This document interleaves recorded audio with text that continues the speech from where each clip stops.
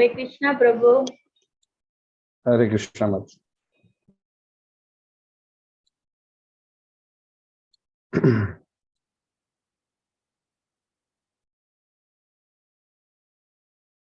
Om Ajnana-timirandhasya Jnananjana-shalakaya Chakshurunmilitam Yena Tasmai Shri Gurave Namaha.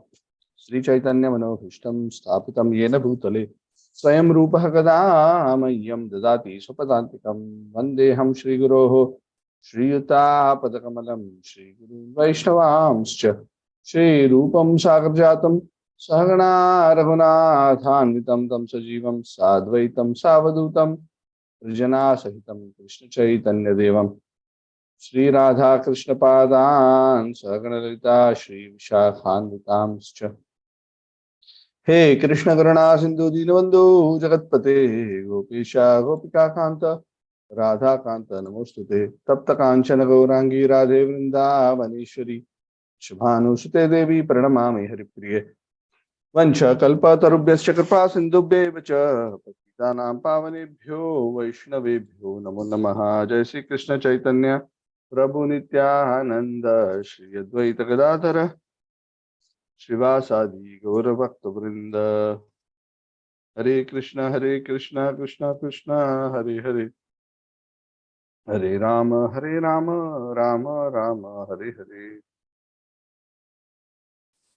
Namo Vishnupadaya Krishna Parishthaya Bhutale Taravana Namne Namo Vishnupadaya Krishna Parishthaya Bhutale Shrimati Bhaktivedanta Swami Namne Namaste Saraswati Devi Gaurvani Pikarani Visheshandavad Paschat Vistarani Mukam Karoti Vachalam Pangam Langayate Girim Yatra Padamaham Vande Shri Guru Dintaranam Paramananda Madhavam Shri Chaitanya Ishwaram Hari Om Tat Sat.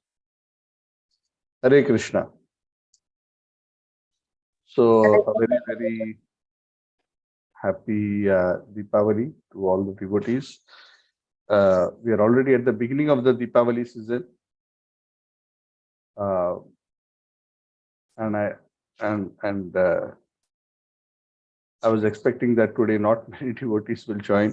So we decided, as we had announced last class, we'll discuss a bit about Deepavali rather than have the regular Srimad Bhagavatam class. So in that way, we can energize ourselves for the Deepavali festivities, and also other devotees do not miss the Bhagavatam class. So again, a happy Deepavali. Of course, Damodar month has already been ongoing for some days already and will continue for another few weeks. So I thought we will discuss a little bit about the various festivities. I do this usually on every year in the Deepavali season. So this will be a brief class, and after that, if there are any questions, we can take up. So what is the meaning of the word Deepavali? The word Deepavali is a combination of the word Deepa plus the word Avali. The word Deepa refers to lamp, and Avali means a row. So in very simple words, Deepavali means a row of lamps.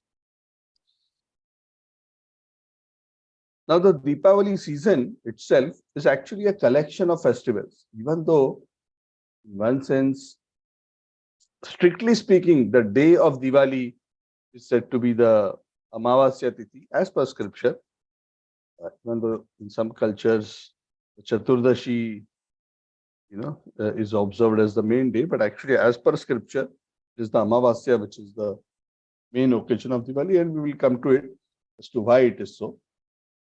But nonetheless, the Deepavali season, which starts immediately after the Rama Ekadashi and goes on for around 4 or 5 days. That's very, very interesting. Of course, in the very auspicious month of Kartik. So we want to discuss some of these important festivals in this season. Of course, amongst the various festivals that in general the Hindu community celebrates, perhaps Deepavali is one of the most popular festivals. Popular because of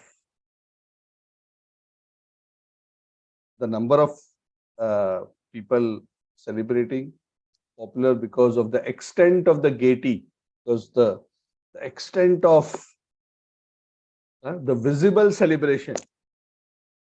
Typically, when we talk about visible celebration, it is the decorations, it is the Deepavali lamps, the Deepavali lights. Today also, an hour ago, I was busy setting up uh, the electric lights to decorate various parts. Of course, we also want to use lamps where possible. In certain places, we may keep electric lights because they will burn all night. And they also look pretty in certain places where you cannot put physical lamps. I don't see so much in Malaysia, but in India, called Kandil. Kandil means lantern. There are so many lanterns of various beautiful colors, which are lit outside homes. Practically every home. I'm not sure whether this is done in all parts of India, but at least in Bombay, Mumbai, where I've grown up, practically outside every Hindu home, you will see a lantern of some sort. And there is a religious significance of that, but we will not go into that finer details now. Many of these rituals have some original purpose, but now, of course, uh, those purposes may have been forgotten. So there is lamps, there are lanterns, there is, the tradition during the Diwali season that everybody cleans their homes, buys new clothes, and wears that on the Deepavali day, and does nice puja, takes a very special, auspicious ritual bath. Now, some of you may not relate to some of these rituals because across India, there are slight variations in terms of the rituals which are observed on Ekadashi day. So, sorry, on Diwali day or Diwali season. So may not be that it may ring a bell uh, to Hindus in all parts of India, but hopefully majority of what I'm mentioning can all relate to. Also in terms of the food and the variety of preparations, sweets and savories abound. So Diwali time means putting on many kilos of weight for people. Because so much will be cooked at home, and we will, and also going to each other's homes, meeting each other, exchanging not just greetings but also savories and sweets and gifts. It's a very joyous environment. The idea of festival in Sanskrit, the word for festival is utsava. Utsava means to transcend misery or to go beyond misery. So the whole idea behind an utsava, Deepavali Utsava, Deepotsava, the whole idea is to create a festive environment. When we say festive, what does festive mean? Festive means full of gaiety. Understand the word gaiety? It's full of happiness, full of joy, and that comes through all these elements. It comes through decoration, it comes through dressing nicely, it comes through doing beautiful worship, it comes through giving gifts to each other, it comes through sweet words exchanged,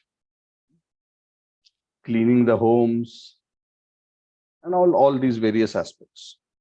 So, of course, amongst the various festivals, perhaps Deepavali is the one which is the most gaiety. So, of course, this particular festival has been celebrated since time immemorial. time immemorial. So I want to discuss some of the important sub-festivals within this season, because starting from actually yesterday, there are many festivities which begin. Of course, Ekadashi is the last day of the pre-Diwali season, and from the Dwadashi, there is a series of various kinds of observances. So the 12th day, which is the day after Rama Ekadashi, which was this the Tithi, which is a celebration which is known as Vasu Baras, where the cow and calf are worshipped. Today's day is actually more famous and more popular as the beginning of Deepavali festival. Today's day is the 13th day of the dark fortnight of the month of Ashwin. Now, what is the significance of today? Some refer to today's day as Dhanat Trayodashi, and some refer to as Dhan Teras. Teras and Trayodashi actually means the same thing. Trayodashi in Sanskrit means the 13th day of the fortnight of Krishna Paksha. We are in the waning mood. We are in the Krishna Paksha right now.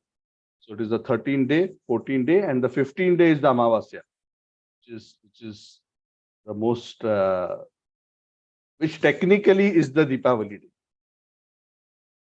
the Amavasya. So today is the 13th day. So what is the significance of the Trayodashi, of the dark fortnight of the month of Ashwin? The significance is that on this day,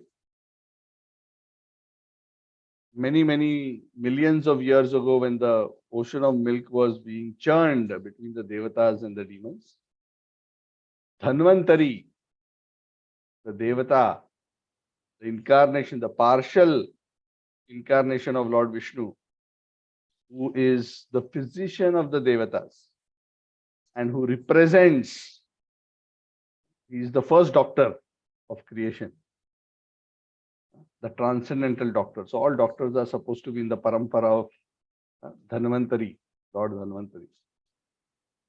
Because nowadays many doctors even reject God altogether. But the original tradition is that when the Lord creates mankind, he also gives all kinds of herbs and medical knowledge to be able to lead a healthy life. And if one falls sick, how one can recover and cure. So Dhanvantari appeared from the churning of the ocean of milk. So actually it is today is the birthday of Dhanvantari. Dhanatradashi. Some also say that it was actually on this day itself that Lakshmi Devi also appeared from the ocean of milk, from the churning.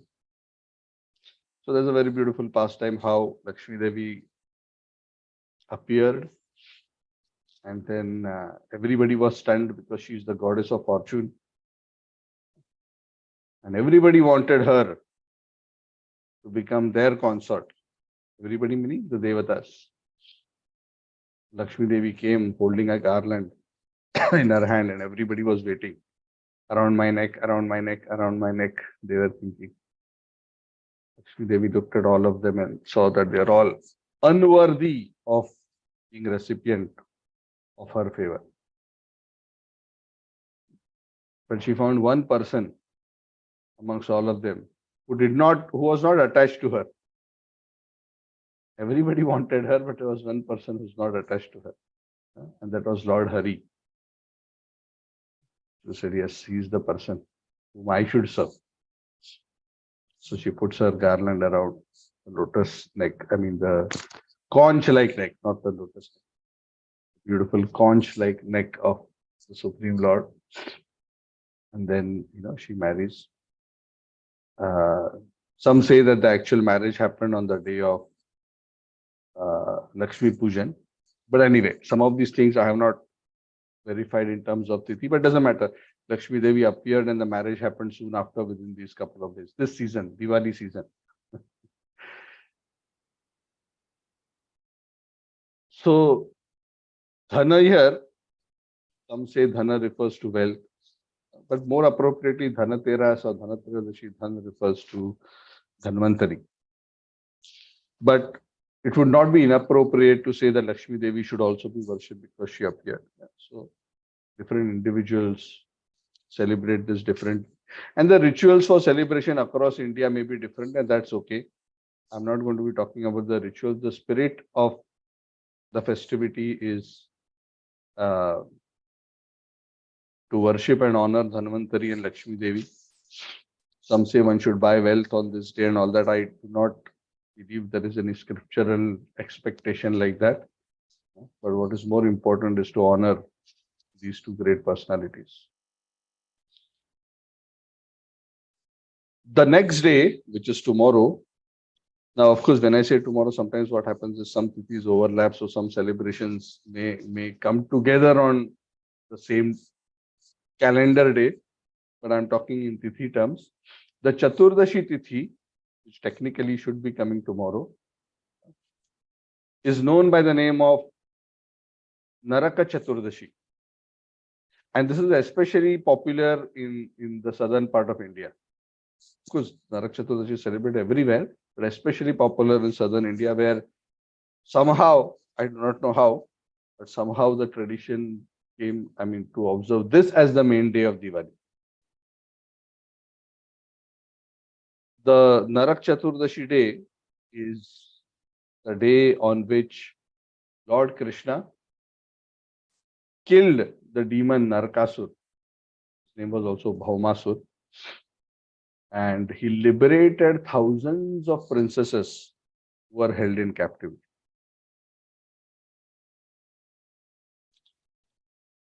So, this is a very interesting pastime. I'm going to mention in brief. It's a very sweet pastime. If you want to read this pastime, you can refer to the Krishna book, Krishna killing Bhaumasur. I don't remember the exact title of the chapter.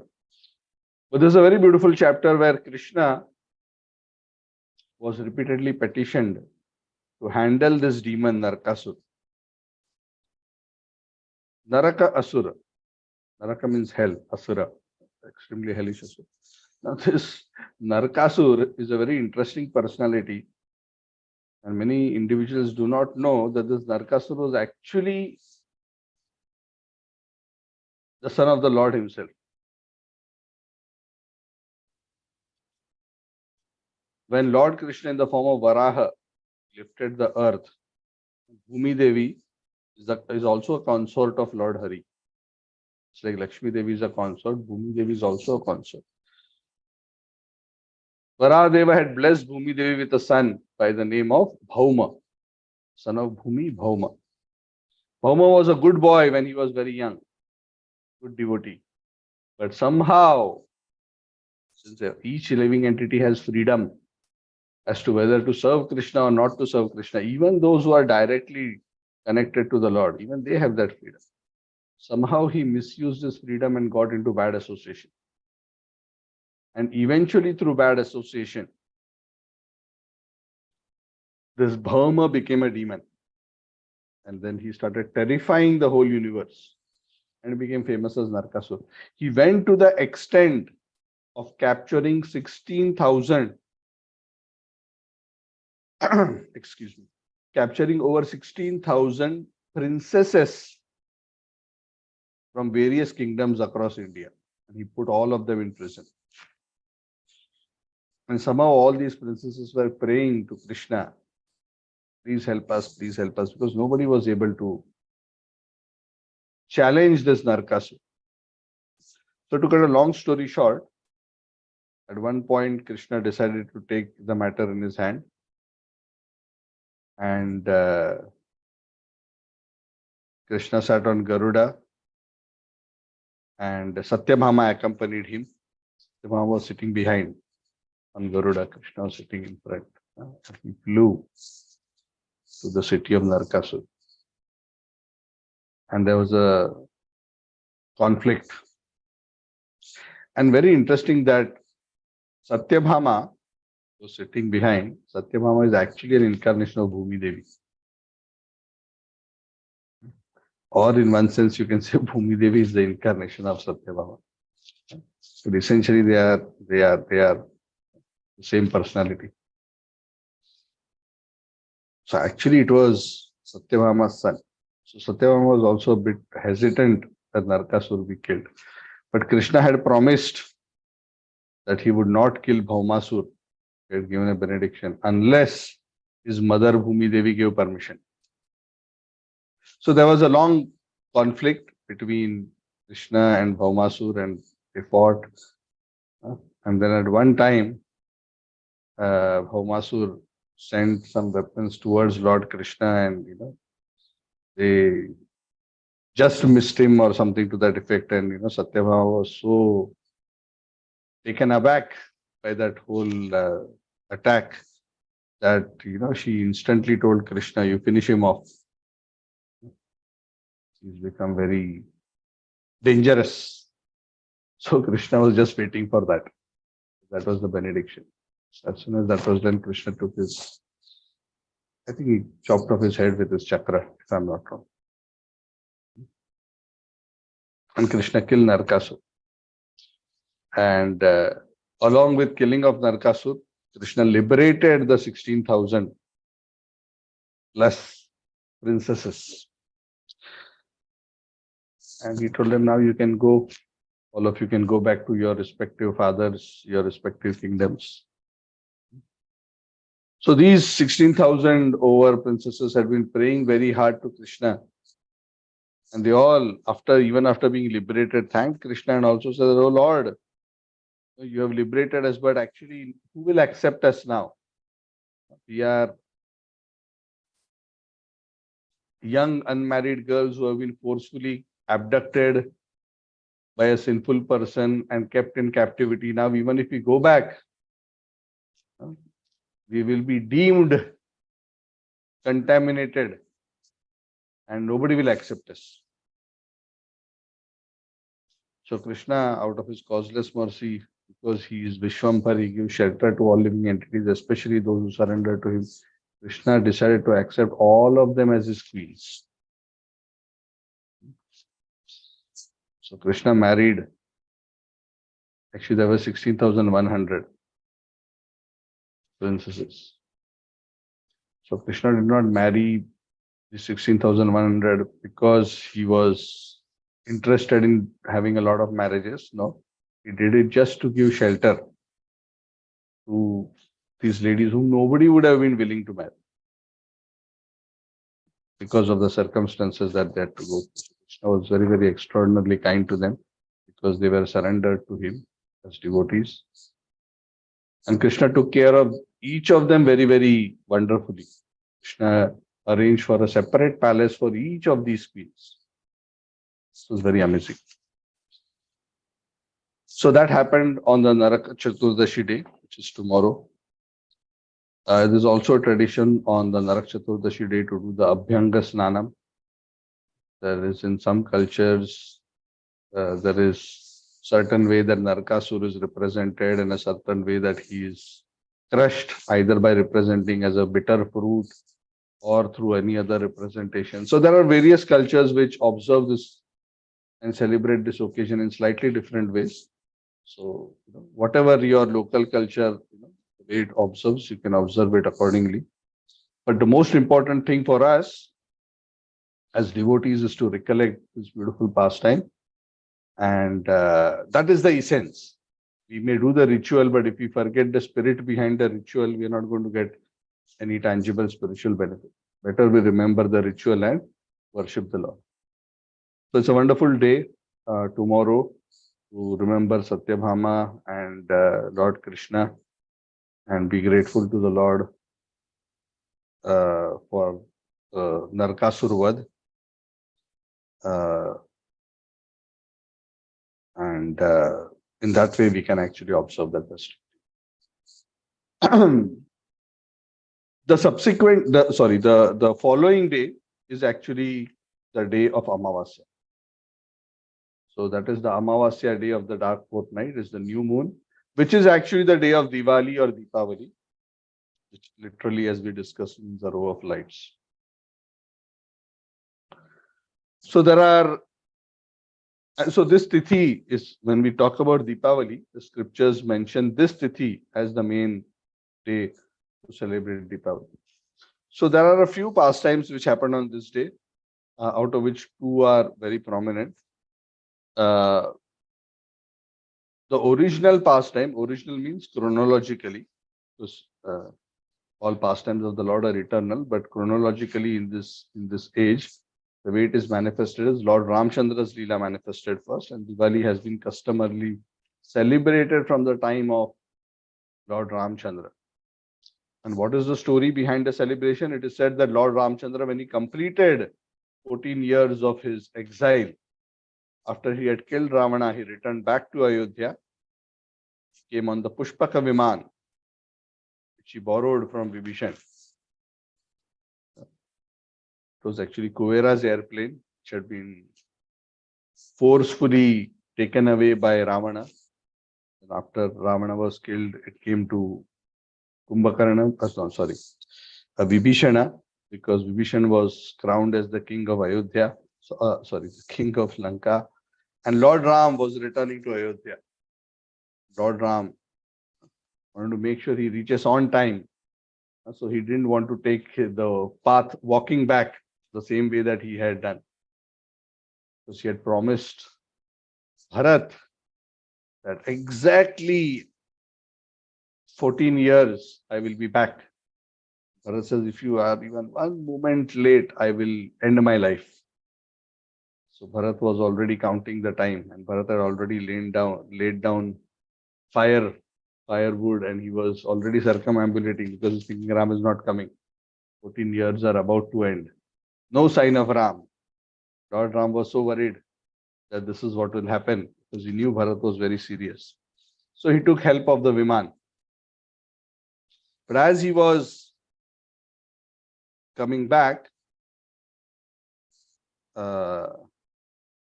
he sent Hanuman. Hanuman was faster than Pushpak.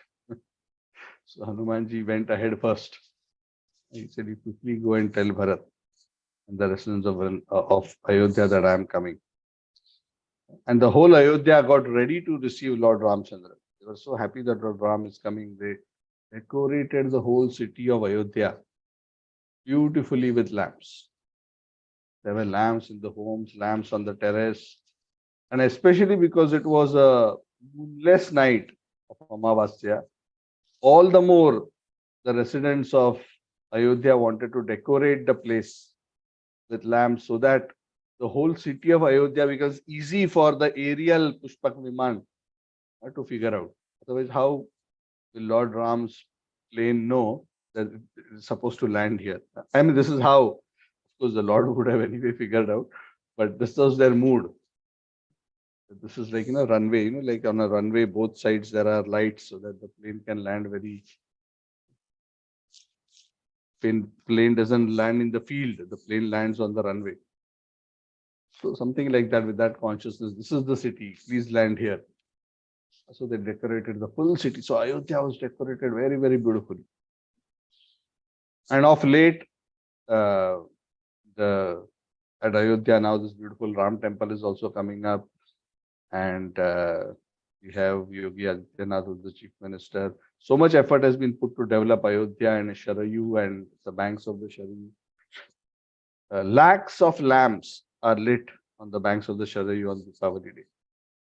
So last year also this was observed very wonderfully. This year also, and going forward also, it will be a wonderful offering to Lord Ram. So you may check out those videos over the next few days as and when they are published. It will be a very, very beautiful celebration. So this is the mood of Deepavali. So when we are lighting lamps, this is not just about having fun. It is not just lights of a discotheque, some blinking lights of a discotheque for our own enjoyment. The whole spirit of Utsav is about absorption in this, the remembrance of this beautiful past. It is about the heart holding the lamp of love for the Lord, waiting for Lord Ram to come back. So for us, it is an opportunity to welcome the Lord into our homes, into our hearts. So on this day also, oftentimes, Lakshmi Devi and Saraswati Devi are also worshipped. The other important reason that Diwali is also celebrated, especially for us as Gaudiya Vaishnavas, is of course the Damodar festival, which we are celebrating right now. So, on the day of Diwali, this beautiful pastime happened, where Lord Krishna was very, very young, woke up early morning on the day of Diwali. Mother Yashoda was so nicely decorated. Because even in Vrindavan, thousands of years, Diwali was celebrated to honor Lord Ram's returning. And Mother Yashoda was dressed so nicely with new clothes, with a lot of ornaments, and she was personally making butter for Krishna. Krishna wakes up, hears the beautiful singing of Mother Yashoda, crawls over to her, expresses that he is hungry. She keeps him on her lap, starts feeding him her milk. She continues to beautifully sing and churn the butter. Krishna is enjoying that so much, because there's nothing more enjoyable for Krishna than to receive the pure loving affection of his devotees. The Lord has no shortcoming of anything, but the Lord is always hungry for love. The Lord has unlimited capacity to accept love. And this is very, very amazing characteristic of the Supreme Absolute Truth. And this capacity and this quality is also our hope. Because even if the most insignificant living entity, when it absolutely selflessly loves the Supreme Lord, that love has such a power that the unlimited Supreme Personality of Godhead becomes irresistibly attracted. That is the power of bhakti. It's a very amazing thing.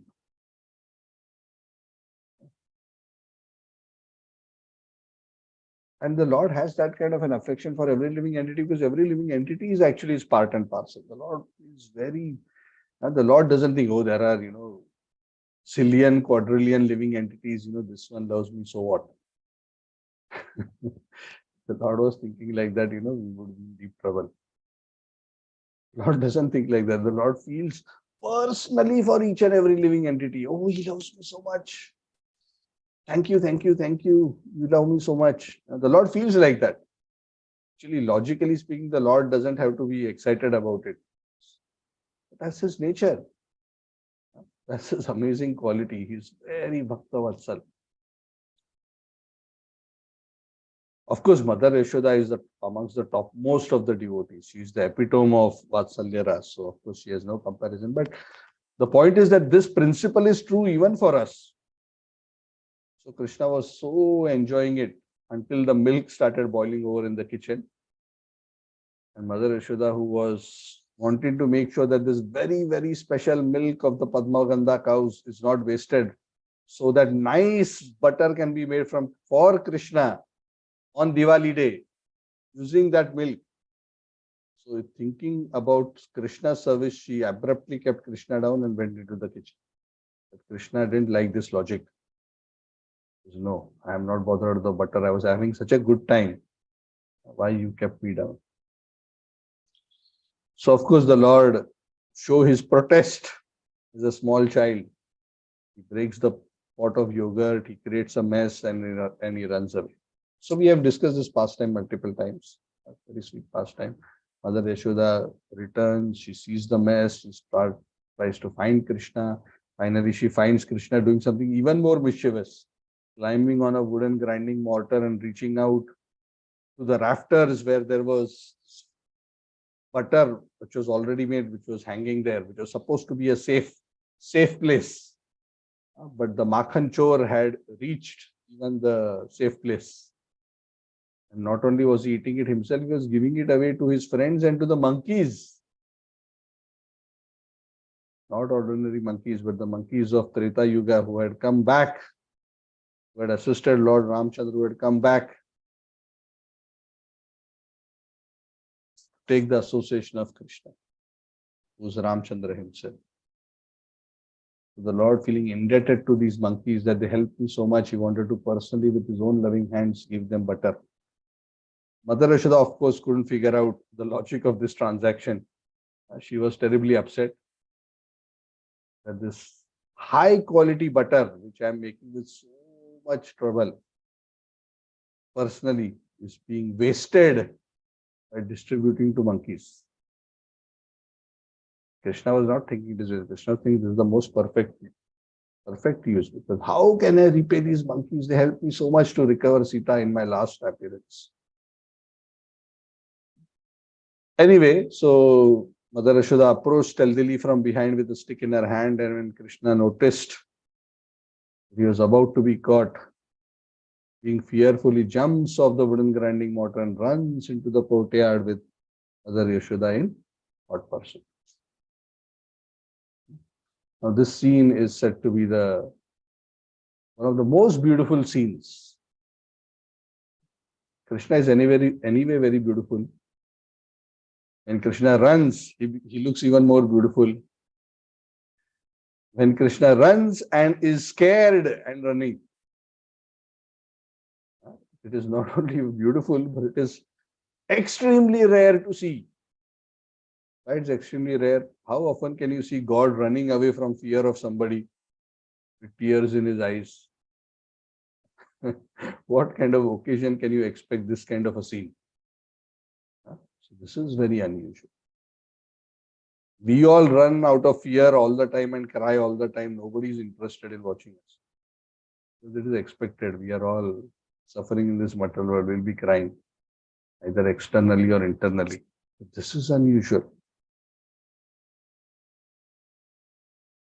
The Devatas are also gathered to see in the courtyard of Nanda. Such an amazing thing is happening. That the supreme absolute truth, who is feared by fear personified, is running away in fear of an apparently, from an external perspective, simple household cowherd lady with a small stick in her hand. And God is afraid. In earnest, he is afraid. He is not pretending. In earnest, he is afraid. So these things are very bewildering, even to the Devatas and the great yogis. They cannot figure out. So some of these things are beyond logic, not logically explained, because these are all parts of the Lord's mood, his Lord's Leela. Achintya khalu ye bhavaha latam starkena yojayet. Some of these things we cannot figure out just by logic. The Lord uses his Yogmaya potency to enjoy these beautiful pastimes. Some of these pastimes he actually feels fear. Of course, he does that to increase that loving reciprocation and have that beautiful exchange with these very intimate devotees. Please don't try this at home, as they say. I will hold a stick and I will chase my Damodar and show him stick and he'll be very happy. No. Let us not create disaster on ourselves by trying to act out activities of very, very great pure devotees. We worship these activities. We cannot imitate. Even the Devatas are worshipping. They are amazed. Lord Shiva and Lord Brahma are amazed. So these activities actually show the potency of love, especially at very, very, very high levels. That how the Lord becomes controlled. Of course, Mother Yashoda was even then not able to catch Krishna until she actually became so humble and tired that, Krishna finally, out of his mercy, allowed her to catch him. And then the beautiful pastime of Yashoda trying to tie Krishna, but failing to tie him, where every time the rope fell 2 fingers short, no matter how much rope she brought. She exhausted all the rope of Braja. Still she couldn't tie Krishna. another beautiful lesson that actually the Lord cannot be bound by just our endeavor. I will do it. I will bind Krishna. I will achieve Krishna. Not do that. Krishna has to offer himself to us by being pleased with us. That is the philosophy. You cannot arm twist Krishna. You cannot grab Krishna, no matter how much of any kind of spiritual practice. So finally, Krishna, seeing the effort of Mother Yashoda, and when Mother Yashoda surrendered to Krishna, very lovingly he allowed himself to be bound. So that beautiful scene, you can see this in my virtual background, how Mother Yashoda finally bound Krishna. And that binding of Mother Yashoda is celebrated all over the world. Because God became tied by his devotee. Dama, Udara. Dama means to be bound. Udara means around the belly. In whose belly the whole universe resides. His belly was bound by ropes by Mother Yashoda. Namaste stu damne spuradipti dhamne tvadiyodarayasya yatha vishwasya dhamne. Vishwasya dhamne. Your belly is the residence of the whole universe. So I worship your belly, I worship the rope, I worship the love of Mother Yashoda. So this beautiful pastime happened in Gokul Mahavan. Of course, the pastime continues how Krishna then he dragged this wooden grinding mortar between the two trees, Yamalarjun trees, who were actually Nalakuvera and Manigriva, the sons of Kuvera, who were cursed by Narad Muni in their previous pastime because of their arrogance and mischief, and how they were liberated by the Lord. So all those pastimes followed, but the most important part of this pastime is that of the Lord being bound. So we commemorate this pastime by on the Diwali day also observing the anniversary of this beautiful occasion. So it is a double bonus for us. Lord Ram also, Lord Krishna also on the day of Diwali. Very beautiful celebration. And this whole month is very auspicious because it is the month of Radharani. It is known as the Urja, month of Urja, the month of Kartik, which is the month of the Kartika Devi.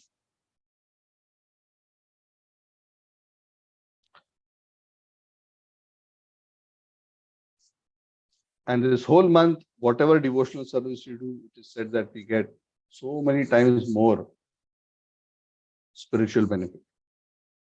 So this month is ideal for us to cultivate our devotion, like the kind of devotion that Radharani, Mother Yashoda, and other great intimate devotees of the Lord have, which can actually bring Krishna in the control.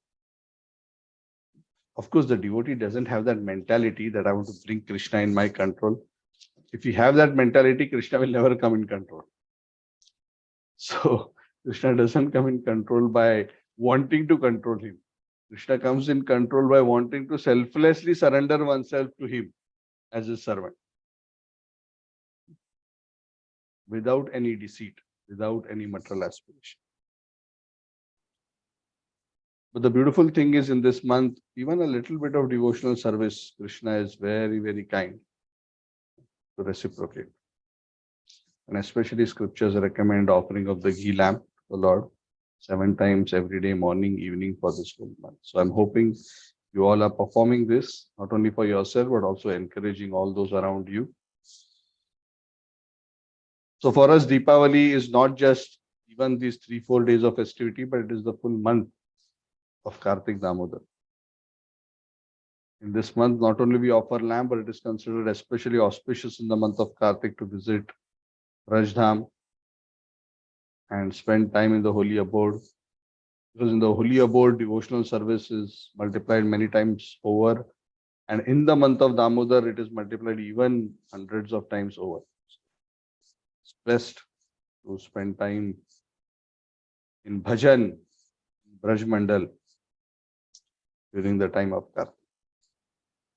So that is about Deepavali. I believe Deepavali, the Tithi for us here, at least in Malaysia, and I think probably also in India, is on Monday. Is what I understand. Uh, then after the day of Amavasya, the next day is Pratipada, because that is the beginning of the Shukla Paksha, the Krishna Paksha. So the Pratipada Tithi is also celebrated as uh, a kind of new year. Even though typically the Chaitra Pratipada is considered the new year from a Vedic perspective, certain communities in India consider this day as the beginning of the accounting year. So it's also celebrated as the new year. In Mumbai, we call it Padwa. So it is a Padwa. Padwa means it's like a new year. And then, of course, there is the oh, by the way, I also want to mention that this day is also the beginning of the year as per the Vikram Samvat. So there is, of course, a traditional Vedic year. There is also the Vikram era. So King Vikram, who was crowned the king of Ujjain in around 56 BC. Uh, so that's another reason, according to that calendar, this is also considered the new year. Also, the Pratipada day is the day of Govardhan Puja, which is another very, very auspicious festival. Govardhan Puja is the day where Krishna lifted the Govardhan hill to crush the pride of Indra. So this is also one of the most beautiful, just like Ras Leela is extremely beautiful. Govardhan Leela is also very, very extraordinary pastime where the Lord had such wonderful interactions with all the residents of Vrindavan for 7 days, 7 nights, seeing Krishna, being in his association. So sweet, unimaginable. So Krishna is so wonderful that even the biggest challenges he turns into such sweet, enjoyable episodes. So Indra wanted to create havoc, and indirectly he created such a wonderful opportunity for Krishna and all his devotees to interact and have loving reciprocation. I don't have time, of course, to discuss through all the details, but please read. So it is on this day also in various temples and various communities, Govardhan Puja is observed by observing the Annakuta ceremony, where a mountain of offering is made in the shape of Govardhan hill, and then devotees circumambulate this hill. So if you can participate in any such festivities in your local area, that will be fine. I would think this festival will come on Tuesday, and check in your local calendar. And the culmination of the Deepavali season is the Dvitiya Tithi.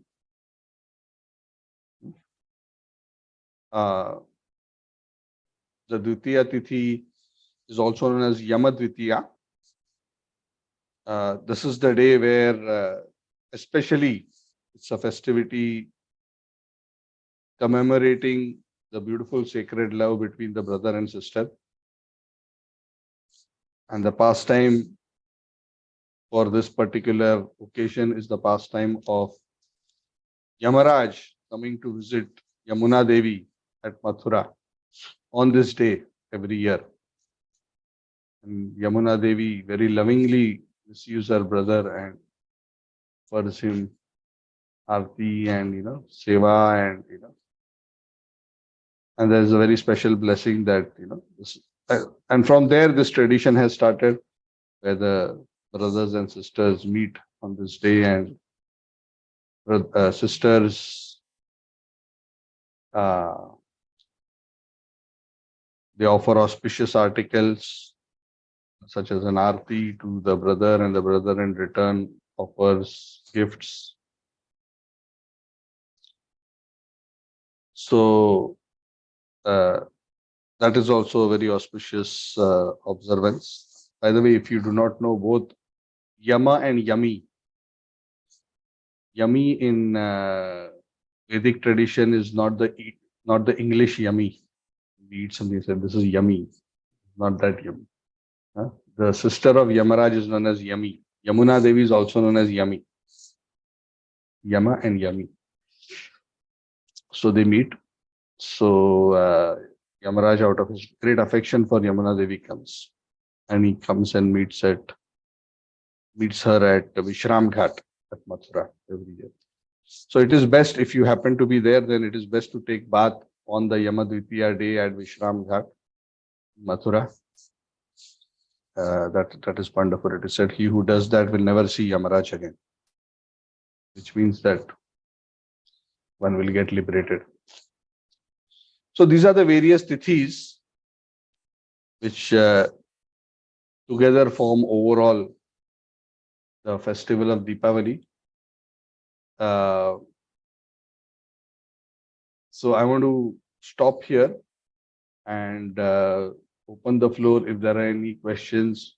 If you have questions on this topic, or even if you have any other general questions, I can take this. You just take a few and then we can sing Damodar Ashtaka. Yeah, Hare Krishna Prabhuji. One doubt. What is this Krishna Paksha and Shukla Paksha?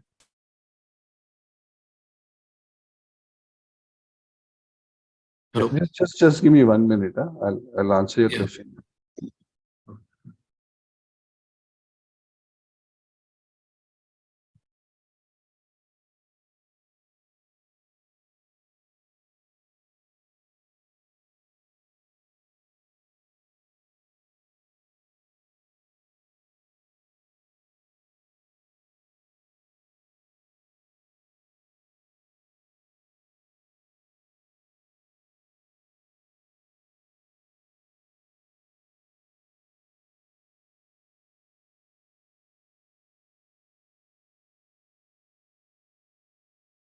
Yeah, so this is the waxing and the waning fortnight, right? In our Hindu months, the Hindu calendar, each month is divided into two pakshas, which are fortnights. The fortnight of the waxing moon and the waning moon. The moon goes from Amavasya to full moon and full moon to new moon. So Amavasya to full moon is the Shukla Paksha, and full moon to Amavasya is Krishna Paksha. So the moon keeps going in that phase. 14 days increasing moon, 14 days decreasing moon. Then again 14 days increasing, 14 days. So two Pakshas together make a mass. This is a month. Okay.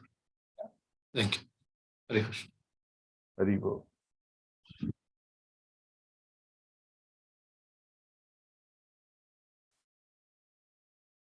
Okay, so if there is no other question, we will sing the Damodar Ashtaka.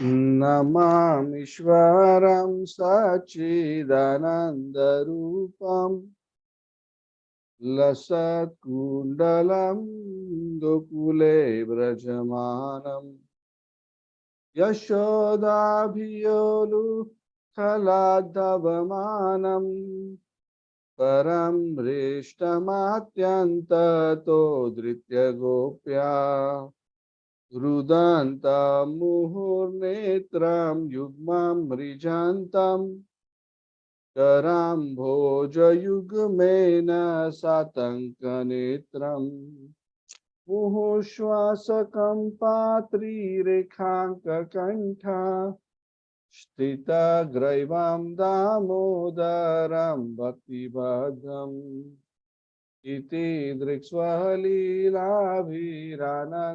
Kunde Swagosham Nimajantam Akhyapayantam Tadyeshi Tadneshu Bhaktairjitatvam Punaha Prematastam Shatavriti Vande Varam Deva Moksham Namoksham Vadimva Nachanyam Vrineham Varishadapiha Idam Teva Purnatha Gopala Balam Sada me manasi avirastam kimanyai idam te mukham bhojam atyanta nilair vritam kuntalai snigdha raktaischa gopya muhushchumbitam bimba raktadharam me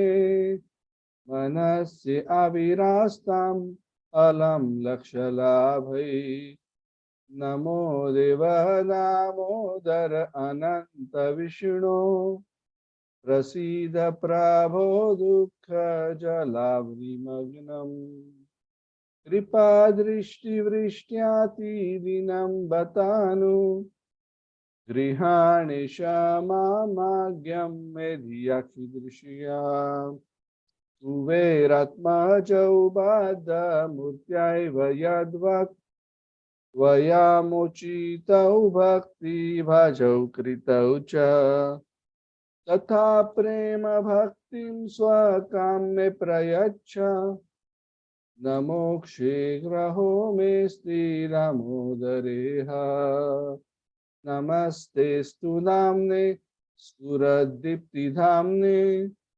Vadiyodharaya tha vishvasya dhamne Namo Radhikayai Twadiyai Priyayai Namo Nantalilaya Devaya Tujyam Hare Krishna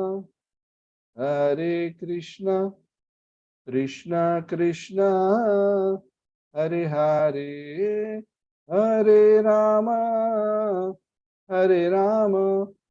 Rama Rama Hare Hare Jaya Radha Damodara Radha Damodara Radha Damodara Radhe Jaya Radhe Shyam Radhe Shyam Radhe Shyam Jaya Radhe Shyam Shri Shri Radha Damodar Bhagavan ki Jai Dhanatradashi ki Jai Lord Dhanvantari ki Jai Shri Lakshmi Devi ki Jai Hare Krishna.